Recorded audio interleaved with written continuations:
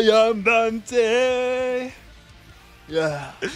La pire introduction que j'ai fait pour une vidéo YouTube. En plus, c'était tellement mal cadré. Bref, est-ce que la série Devil May Cry sur Netflix vaut le coup d'être regardée? Est-ce que tu mérites de prendre ton temps et de te poser pendant 3h30 à regarder cette série de 8 épisodes sur Netflix? Aujourd'hui, j'ai tout te dévoilé. Que ce soit l'histoire, les personnages, la musique, les références, bref, tout. Tu vas voir, bien évidemment, sans spoiler. Dites-moi en commentaire, vous, est-ce que vous avez vu la série DMC? Est-ce que vous êtes hypé par cette série? Et est-ce que vous avez déjà joué à un jeu DMC? Et c'est vrai, c'est très important pour cette série-là. Bref, n'oubliez pas de liker et de vous abonner, ça aide énormément la chaîne YouTube. On va commencer par directement l'histoire. Et pour ceux que ça n'intéresse pas et que vous voulez directement avoir mon avis, vous pouvez le zapper via le petit chapitrage. Prenez votre épée géante et votre trench coat rouge. Et c'est parti pour rejoindre le monde des DMC.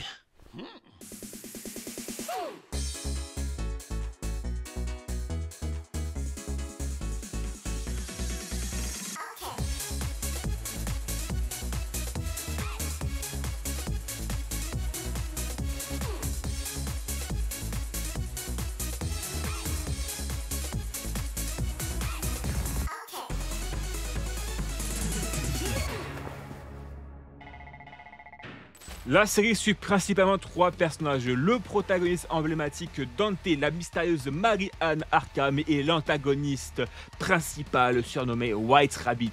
L'intrigue se concentre sur les débuts de Dante, chasseur de démons solitaires qui tente de survivre dans un monde où les forces démoniaques gagnent en puissance. White Rabbit, un démon ambitieux et rusé, cherche à mettre la main sur 2 pendentifs légendaires ainsi que sur une épée mystique, capable de briser la barrière entre le monde des humains et celui des démons. Pour parvenir à ses fins, il doit s'emparer du pendentif que Dante garde toujours sur lui, mais aussi de son sang essentiel pour activer les pouvoirs de l'arme ancestrale. Dante se retrouve plongé dans une course contre la montre, protéger ce qu'il possède, affronter des hordes de créatures infernales, mais surtout percer le mystère de ses propres origines, bien plus trouble qu'il ne le pensait. De ce côté, Mary fait partie d'une organisation gouvernementale appelée les Stars. Ah oui, c'est vrai que c'est dans Resident Evil ça. Après, je fais des blagues de merde dans cette vidéo. Fait du bruit tellement c'était claqué au sol. Elle fait partie d'une organisation gouvernementale secrète chargée d'éliminer les menaces démoniaques. Sa nouvelle mission est claire, retrouver Dante, récupérer le pendentif avant que White Rabbit ne s'en empare et neutraliser le démon avant qu'il ne soit trop tard. Mais au fil de l'histoire, elle découvre que ses objectifs ne sont peut-être pas aussi clairs qu'ils en avaient l'air et que les démons ne sont pas toujours ceux que l'on croit. Après, les personnages principaux, que ce soit par exemple Mary, Dante et aussi White Rabbit, c'est un développement phénoménal et j'ai kiffé le développement. Alors ça se rapproche beaucoup de ce qu'a fait Arcane pour le coup en termes de qualité. Alors ça dépasse pas Arcane, mais ça se rapproche beaucoup et ça c'est très très bon signe. Concernant les personnages secondaires, c'est un petit peu les montagnes russes, c'est un peu le parc Astérix, c'est-à-dire que tu as certains personnages qui sont plutôt bien écrits, qui apportent beaucoup au lore de l'histoire et tu as d'autres, c'est anecdotique. Enfin, c'est du secondaire, voire c'est pire que du secondaire, du tertiaire, du second plan, du 5e plan, du 70e plan, c'est tellement pas présent. Ils se concentrent vraiment beaucoup trop sur les personnages principaux et pas sur ce qui les entoure et les personnages qui les accompagnent.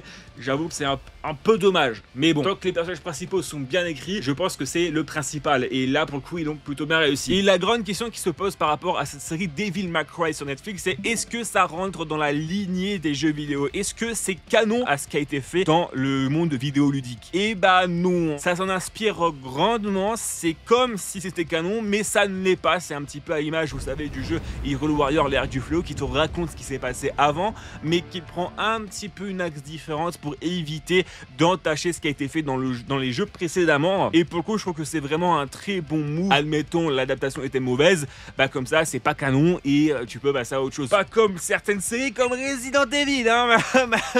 C'est vraiment un gros tas de merde. Ça se raccroche beaucoup à ce qu'a fait le jeu, mais ça réussit à s'en détacher pour en faire une adaptation facile à comprendre vu que ça suit les débuts de Dante et c'est excellent. Et ça veut dire que la série est très grand public. Par exemple, si vous avez commencé la série des jeux vidéo via le 5e opus sur PS5, DMC5, je pense que vous avez été pour la plupart comme moi, c'est-à-dire que j'ai commencé le jeu, 1h30 dessus et j'étais en mode je ne comprends pas ce qui se passe, littéralement. C'est-à-dire que t'es paumé, tu comprends pas les personnages, tu comprends pas les tenants aboutissants, tu sais pas qu'est-ce qu'ils font, tu ne comprends juste rien.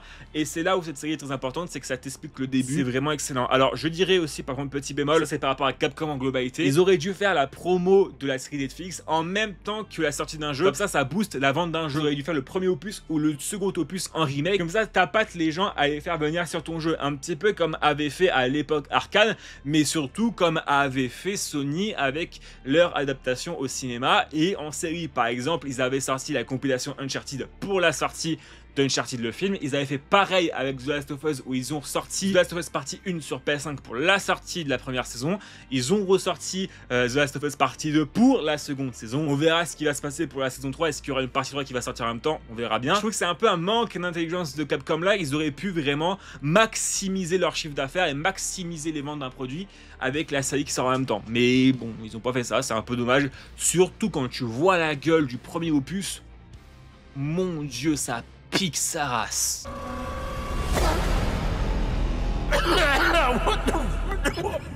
Ah bah le jeu est sorti en 2001, hein, c'est sûr que ça date de longtemps. Bon, heureusement que j'ai fait RE0 il y a pas très longtemps, donc j'aurai pas trop de problèmes par rapport au style graphique qui va me casser les yeux en 4. Mais pour les joueurs lambda, je peux vous dire qu'ils vont pas se lancer dedans, hein. Et par contre, je pourrais dire un truc, et je sais pas si ça va être le cas, parce que je l'ai pas fait encore, mais je suis pas sûr que cette série Netflix réussisse totalement son objectif, c'est-à-dire de vraiment lancer le grand public sur la série DMC, parce que s'ils commencent par le 5, pas sûr qu'ils vont comprendre tout le scénario.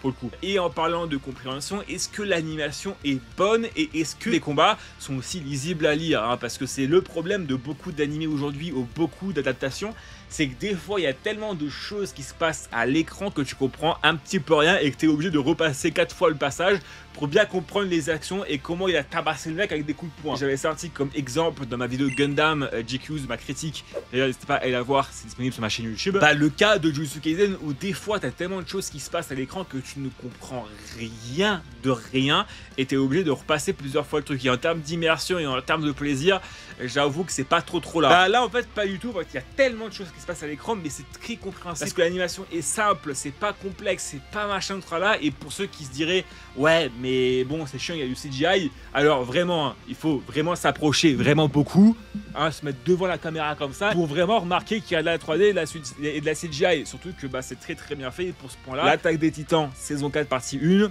tu voyais qu'il y avait une différence entre animation 2D et 3D.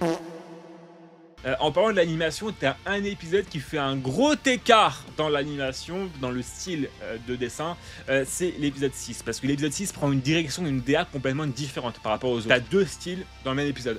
Tu as un style beaucoup plus cartoon, beaucoup plus enfantin, un petit peu à l'image d'Alice au Pays des Merveilles. Et après, tu as l'autre partie qui est tout en noir et blanc, avec qui est un petit peu crayonné, dessin, un petit peu, comment je pourrais dire, crime manga. Ça crée une cassure dans la série et t'es en mode ah oui quand même. Et surtout que l'épisode 6 c'est là où on t'explique plus le scénario, c'est là où on répond quasiment à toutes tes questions, donc gros point fort. Surtout que la DA est juste magistrale, hein, que ce soit pour les personnages principaux, hein, Dante, tu sens son aura de chasseur de démons, tu sens que le mec il est pas là pour rigoler, il est là pour en découdre, mais tu ressens aussi tout son côté un petit peu rigolo qui fait plaisir, tu le ressens dans son chara design. Et c'est pareil pour le méchant White Rabbit, tu sens qu'il a de la prestance, tu sens que c'est... Tu sens qu'il est là, il est bien en place. Un peu comme Victor dans LoL, hein. Je pense que vous allez avoir la référence pour ceux qui ont regardé la série. Il y a un truc, tu sais, t'as une patte, tu la sens, et ils ont bien réussi. Et c'est un gros point. La ville, t'as vraiment l'impression qu'il y a un démon qui t'attend au coin de la gare en train de siroter son petit sirop là sur un transat. Je vous jure, c'est tellement bien fait que tu t'es complètement immergé à l'intérieur et c'est vraiment plaisant. Et je voudrais parler d'un des points qui a été vraiment essentiel pour moi dans l'appréciation de la série Devil May Cry, c'est les voix, c'est les seiyuu qui font les personnages. Alors j'ai regardé la série en anglais, mon pote a regardé la série en français, j'ai essayé de voir aussi un petit peu en français pour voir ce que ça donnait et je peux vous dire que je pense que je préfère largement la voix anglaise parce que ça colle plus au personnage je trouve, et je vous recommande beaucoup de passer à l'anglais si ça vous dérange pas de regarder les sous-titres en même temps. Et je dis pas ça en mode ouais le français pue la merde, hein, je reprécise au cas où, le français est très bon, mais je préfère un petit peu cette patte anglaise. Yeah, you know what I mean, I'm Dante, you know. What? Bro, what are you talking about, man? Encore plus immergé, c'est l'OST, la musique. Parce que vous savez, les DMC, les jeux DMC, l'OST et les musiques sont très importants. Parce que ce n'est pas juste un jeu d'action, tu dis oui, des démons. Non, non, non. T'as l'action, t'as les mouvements, t'as la chorégraphie avec les danses et tout là. Oh là là là là là là. Là, c'est pareil dans la série. C'est très bien fait, l'OST est magistral. Je veux dire, t'as le retour de certaines musiques présentes dans le jeu vidéo comme Breathe the Light. Une pépite cette musique. T'as de la grosse guitare électrique, du rock, de l'électro, voire même un petit peu d'indus. Et quand il y a des moments plus calmes, là aussi la BO se fait un peu plus douce, plus atmosphérique, mais toujours dans l'émotion pour te transmettre ce que les personnages ressentent et te met dans le mood en fait de la série et ce qui se déroule. L'épisode 6, c'est le meilleur exemple de ce mood là que tu ressens et tout.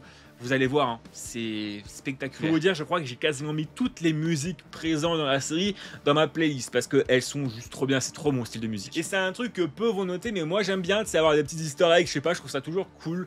T'as un peu cette satisfaction de trouver un easter egg en mode ah putain, il y a une ref à Resident Evil là, oh il y a une ref à Batman, oh il y a une ref à Megaman. Je sais pas, tu sais, c'est un peu cool, j'aime bien. Alors, mon avis en globalité par rapport à la série DMC, est-ce que ça vaut le coup de regarder? Alors, effectivement, déjà le scénario est très bien écrit, un peu complexe, mais on répond quasiment à toutes tes questions, sauf bien sûr à quelques éléments parce qu'il y a une saison 2 qui va arriver, ça se voit sur la fin. On te laisse pas en plein avec 36 milliards de questions parce que sur les séries comme ça, des fois, c'est très relou. La DA des personnages sont très bien faits, l'animation est très bien faite, c'est vraiment du top. Et même l'adaptation en elle-même, bah, ça se rapproche beaucoup en termes de qualité à celle d'Arcane. Si je vais mettre une note, j'aime pas mettre des notes à des séries ou à des films, mais si je vais mettre une note, ça serait un 9 sur 10 ou alors un 18 sur 20. Que tu sois débutant, que tu sois expert, cette série, elle va te plaire et c'est très bien. C'est une excellente porte d'entrée pour l'univers de DMC sans pour autant marcher sur les jeux vidéo en mode bah ouais, les jeux vidéo c'était bien à l'époque, mais bon voilà, moi je fais du mieux. Non, ça rentre dans l'univers du jeu vidéo tout en réussissant à s'échapper de cela. J'ai l'impression qu'il y a un avant Arcane et un après Arcane parce que vraiment en adaptation c'est formidable. Là j'ai juste envie de faire un truc, c'est me lancer les vieux jeux là et de faire toute la série de A à Z. Alors possiblement que je vais vous faire des vidéos dessus, possiblement que je peux vous le faire en let's play, on verra ça bien évidemment en live sur Twitch. C'est pas un follow sur Twitch, juste les gars, ça m'a donné tellement envie d'avoir une adaptation sur Metal Gear Solid 3, mais par pitié, Konami, vous avez déjà fait une adaptation de Castlevania, faites MGS, s'il vous plaît, ça peut être formidable, ça s'y prête tellement, ça pourrait être incroyable. Mais j'ai trop peur qu'il fasse une connerie et qu'il fasse un flop avec MGS que limite j'ai envie mais pas envie en même temps parce que le 3 est juste tellement parfait que j'ai peur que ça va être un peu pète-gueule. D'ailleurs dites-moi en commentaire, vous, quelle série de jeux vidéo aimeriez-vous avoir en série ou alors en film? Ça serait super intéressant de savoir ça. Est-ce que vous allez vous lancer dans la série DMC ou alors est-ce que pour ceux qui regardaient la série, est-ce que vous allez vous lancer dans le jeu vidéo? Dites-moi ça en commentaire, je regarderai ça bien évidemment. N'oubliez pas de liker et de vous abonner, ça aide énormément la chaîne YouTube, vous savez, et vous êtes au courant. Bref, passez une bonne journée ou une bonne après-midi. Allez, ciao tout le monde. Ciao, ciao. Je savais pas parler. Ciao, ciao tout le monde. I am Vigil.